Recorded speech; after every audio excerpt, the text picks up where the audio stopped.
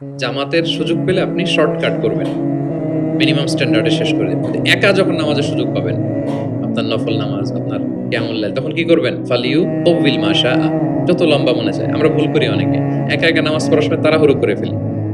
ইমামতির সুযোগ পাইছি তখন বিশাল লম্বা কেরাত, অপোজিট, মানে ভুল করে ফেলছি আমরা, এটা করব না।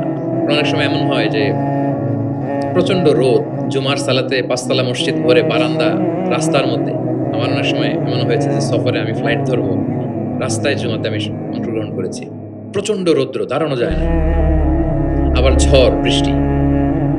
তো এতগুলো মানুষ যে এখানে নামাজ পড়বে, এখানে যদি আপনি লম্বা কেরাত করেন তাহলে তো কষ্ট হয়ে যাবে মানুষের।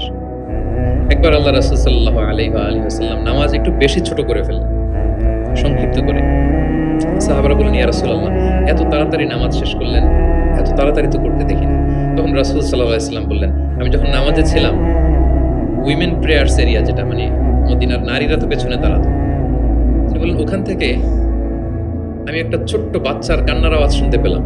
আমার মনে হচ্ছিল ওই বাচ্চাটাকে সামলাতে বাচ্চাটার মায়ের বড্ড কষ্ট হয়ে যাচ্ছে, ওই মায়ের যাতে একটু কষ্ট কম হয় এজন্য নামাজটা আমি একটু শর্ট করে দিয়েছি। দেখেন, মানে অন্যের প্রতি সহানুভূতি এটা আমাদের মধ্যে নাই, যে আমার ভাইয়ের একটু সুবিধা হোক, আমার বোনদের একটু সুবিধা হোক, আমার কমিউনিটির একটু সুবিধা হোক, এইটা আমরা ফিল করি না। তিনি যখন একা সালাত পড়তেন অনেক লম্বা,